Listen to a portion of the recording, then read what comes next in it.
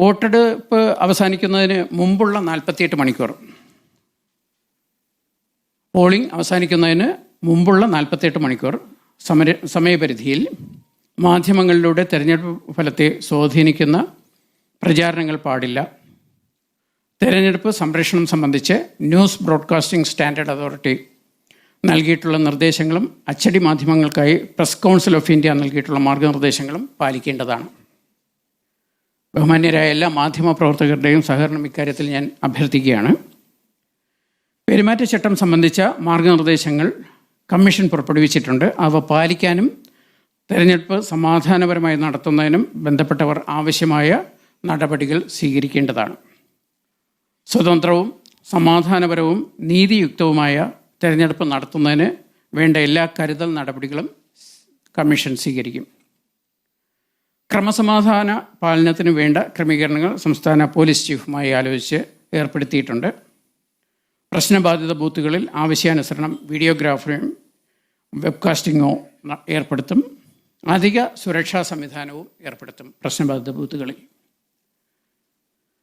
Police sub inspector, station house officer, DYSP റാങ്കിലുള്ള ഉദ്യോഗസ്ഥർക്ക് സ്ഥലം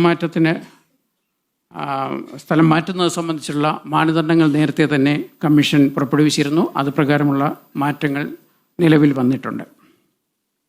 സ്ഥാനാർത്ഥികളുടെയും രാഷ്ട്രീയ പാർട്ടികളുടെയും തെരഞ്ഞെടുപ്പ് പ്രചാരണം നിയമാനുസൃതവും കമ്മീഷൻ്റെ മാർഗനിർദ്ദേശങ്ങൾക്ക് വിധേയവുമായിരിക്കണം.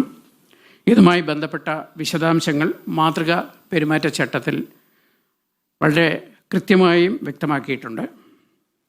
വാഹന പ്രചാരണത്തിനും പൊതുയോഗങ്ങൾ, പ്രകടനങ്ങൾ എന്നിവയ്ക്കും പോലീസ് അധികാരികളുടെ മുൻകൂട്ടിയുള്ള അനുമതി വാങ്ങേണ്ടതാണ്.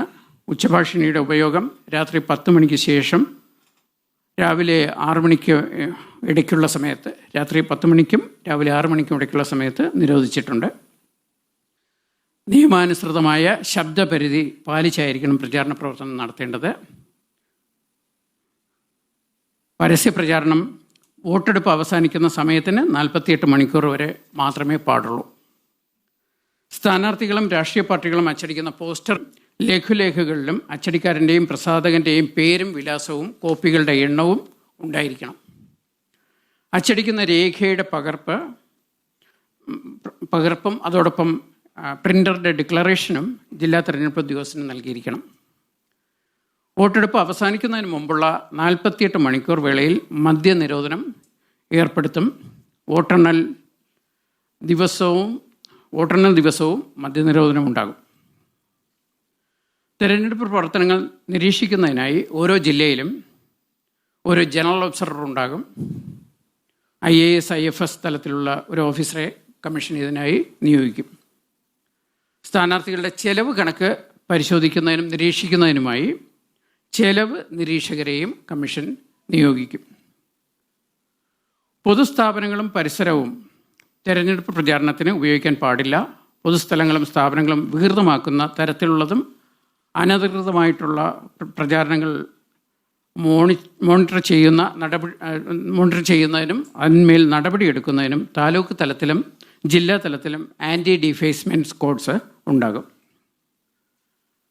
കമ്മീഷൻ ഊന്നൽ നൽകുന്ന മറ്റൊരു കാര്യമാണ് ഗ്രീൻ പ്രോട്ടോക്കോൾ പാലിച്ചുകൊണ്ടായിരിക്കണം തെരഞ്ഞെടുപ്പ് നടത്തേണ്ടത്, പ്രചാരണ പ്രവർത്തനങ്ങൾ നടത്തേണ്ടത് എന്നുള്ളതാണ്. അതിനാവശ്യമായിട്ടുള്ള വിശദമായ മാർഗനിർദ്ദേശങ്ങൾ പുറപ്പെടുവിച്ചിട്ടുണ്ട്.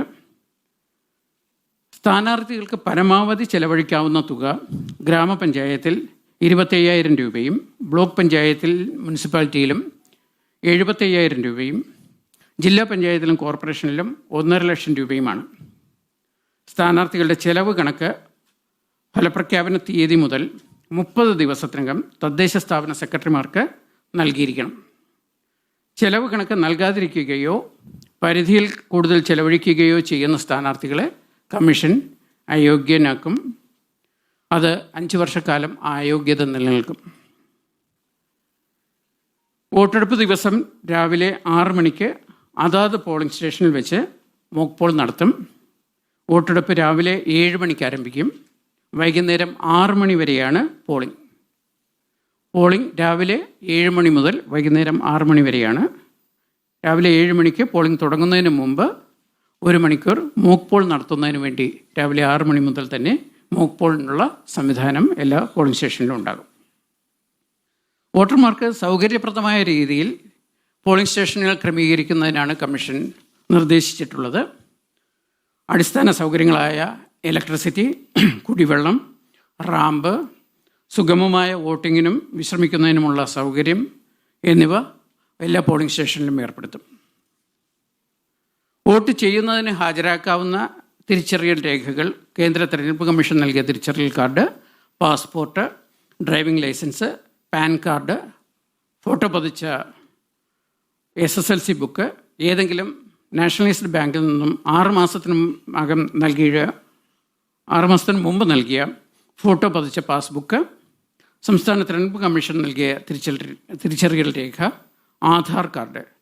ഇത് കൂടാതെ കമ്മീഷൻ വോട്ടെടുപ്പിന് മുമ്പായി നൽകുന്ന നിർദ്ദേശപ്രകാരമുള്ള തിരിച്ചറിയൽ രേഖയും പോളിംഗിന് വരുന്ന സമയത്ത് വോട്ടർമാർക്ക് ഹാജരാക്കാവുന്നതാണ്.